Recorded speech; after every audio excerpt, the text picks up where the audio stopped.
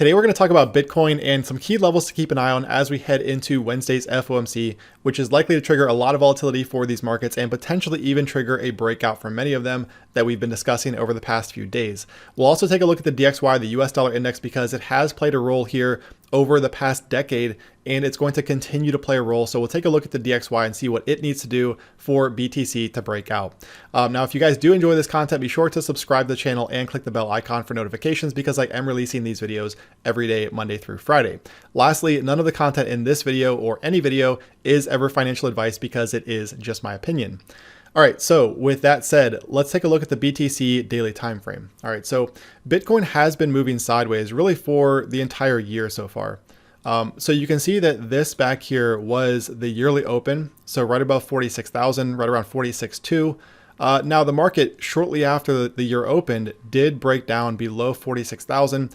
Ever since that time, it has become resistance.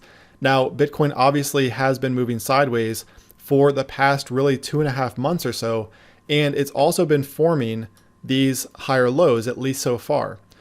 So there is kind of an intermediate play here that I'll talk about, as well as a bigger breakout. But I do want to start by showing you this lower level first. Okay, so obviously we have this short-term trend line off of some of these closing prices that Bitcoin is finding support at. Now, right now, that level is right around 37.5. Okay, so really 37,000 in my mind is kind of the must-hold support level for Bitcoin. We do not want to see the market close below that level.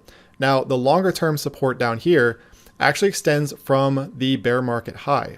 All right, so if we go back here, you can see that this was the high from the bear market, and it connects with these lows back here during that June-July consolidation for Bitcoin, and also obviously extends up here towards some of these recent lows.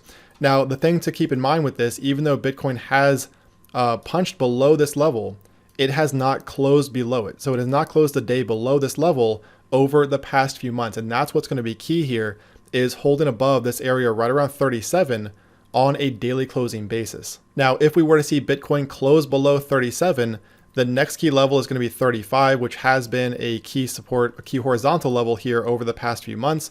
And anything below that, we're likely looking at a move back toward 30,000, which is that macro support from last year and early 2021. All right, so this is going to be the next key area to keep an eye on if we were to see Bitcoin give up 37 and especially 35 on a daily closing basis. Now, a lot of retail does expect that to happen, so I'm kind of the opinion that it's less likely, just because it seems like when I look on social media, most of retail is expecting to move down toward 30,000. They all think that it's guaranteed. And usually when you get that kind of sentiment, the market doesn't go there. Okay, we'll have to see how this plays out. But I tend to think that we are not going to see that just because most of retail is expecting it. Now, this consolidation, what's amazing about this is that for anybody in the market and Bitcoin back here during this time, this felt like an eternity. This felt like forever. And it was really only about 2 months worth of consolidation. And this now is technically longer than the consolidation we saw in the middle of last year. So what this means is that the longer a market consolidates like this in coils, the more aggressive the breakout is likely to be. Look no further than back here when the market broke out. Okay, it basically went straight up for over a week. Okay, I mean, there were just several green days in a row back here. If we look, you can see that we had 1, 2, 3, 4, 5, 6, 7, 8. And really, this doesn't even count as a red day. We basically had 10 green days in a row following this breakout. So I am expecting something similar here, not necessarily to the upside because we don't know that yet. But when we do eventually get a breakout either above 46 or below this area down here around 37, I would expect the breakout to be aggressive. And you combine that with the fact that Bitcoin is historically relatively aggressive, I do think that we're going to get a very explosive breakout once the market does finally break either above 46 or below 37 and especially 35,000. So that's kind of the bigger picture play in my opinion.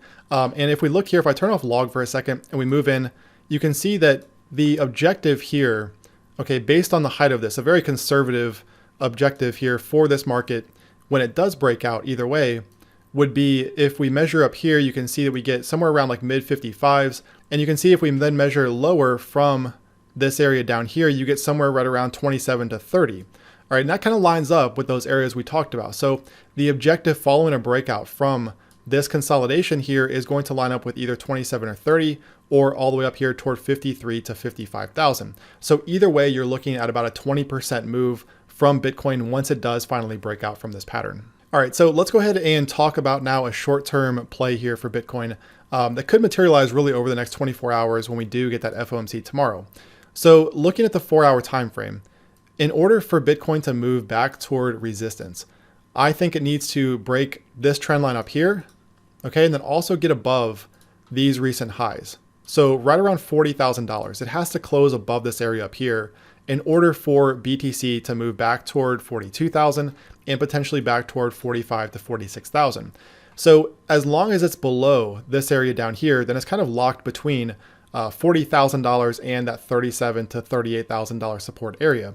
So in the short term, I do think that Bitcoin has to get above this area up here right around $40,000 to expose 42 and 45 to 46. But again, if we were to see it close the day below this area around 37, then that would give a very bearish look to the chart and open up that $35,000 area. Now, one last thing before we look at the DXY, the US dollar index, on the daily time frame, Bitcoin technically formed a bullish engulfing day yesterday. Okay, so this candle right here, this green candle yesterday engulfed the previous one. You can see that the open down here up to the close engulfed the previous one from the open down here to the close. Now, in the past, we have seen a couple other bullish engulfing days that have triggered significant moves here from Bitcoin, anywhere from like 10 to 18%. So we'll see if this plays out the same way. The one thing I will say about this though, is when you get a bullish pattern like this within consolidation, it's a little bit less telling just because you don't have that momentum to play off of. So in this case, because Bitcoin has been so sideways, we don't have any kind of momentum, bullish or bearish, in order to really play off of this bullish engulfing candle. The best bullish engulfing candles come when you have an uptrend, okay, making higher highs and higher lows, and then you get a bullish engulfing like down here at the low, and you have that bullish momentum to play off of. In this case, though, we just have the market kind of going sideways, so it could play out, but it's not something that I would put a whole lot of weight on. So with that said, as long as it holds above 37,600, yesterday's low, then this bullish engulfing candle is technically intact. All right, so let's take a look at the DXY because this is going to matter for Bitcoin. And the reason it's going to matter is if we look at the correlation, okay, between the two. So here we have Bitcoin in blue and the DXY in orange. You can see that since Bitcoin's inception, looking at the monthly time frame, the two have moved inversely to one another for the most part. Okay, it's not an exact science, but for the most part, every time the DXY bottoms out, BTC puts in a cycle peak. Okay, now we saw the same thing happen back here where Bitcoin topped out as the DXY was bottoming. Now, the one thing about this that I do notice though is the fact that every other time in Bitcoin's history, when the DXY rallies aggressively, okay, off of these lows, BTC starts to form lower highs and lower lows. We get a crypto bear market. This time has been a little bit different in the sense that Bitcoin has just been sideways. So instead of getting those lower highs and lower lows, we've actually seen slightly higher highs and higher lows based on this $70,000 peak back here, and then also the current low, although we don't have confirmation that this recent low is going to be a higher low just yet. But ultimately, the market is just moving sideways here during this massive DXY strength that we've seen since May of last year. To me, that is a very bullish sign for Bitcoin just because we are seeing that relative strength against the US dollar, which is something that we have not seen in the past. Because in the past, again, every single time we see the DXY rally, we get lower highs and lower lows from Bitcoin. So this leads me to believe that the first sign of weakness, material weakness from the DXY, the US dollar index, I do think that is going to bode very well for Bitcoin and the rest of the crypto market. The key though is just getting that material weakness going, because so far since May of last year, the DXY has just been moving higher. You can see here we have this ascending channel where we have higher highs and higher lows that have formed. The market has come into a confluence of resistance, but it is still carving higher highs and higher lows. So we need to see this change and the DXY pull back in order for Bitcoin to really start to break out above that $46,000 area. So looking a little more closely, if we take a look at the 4-hour time frame here, we discussed this recently with the Euro chart, but you can see where the DXY has been moving within this 4-hour ascending channel where it tested support here recently. And this has been key support since all the way back here in late February. So if this were to break down, I think this is what it's going to take for Bitcoin to really start to move higher and break out above that $40,000 area. And especially if we were to see the DXY come down and take out this low and head back here toward 96. I think if we see that, okay, then we're looking at Bitcoin retesting 46,000 and potentially breaking out above that.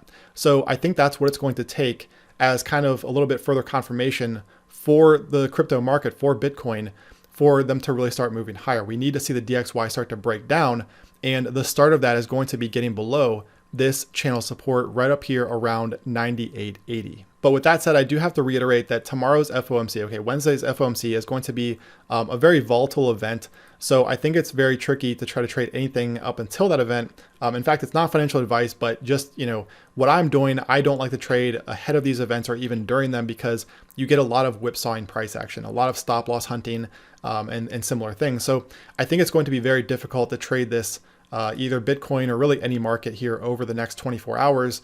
It's better, in my opinion, just to kind of let the dust settle after tomorrow's FOMC, see what Jerome Powell has to say, see how the market reacts to it, and then go from there. Because, again, trying to play this during, up to or during tomorrow's event, I think is going to be very tricky, and it is, in my opinion, ill-advised. So again, just to kind of recap here before we close out, so 37 is going to be the must-hold support level. If it breaks below that, if Bitcoin breaks below that, we're looking at 35,000 with a break below that, taking us down toward 27 to 30.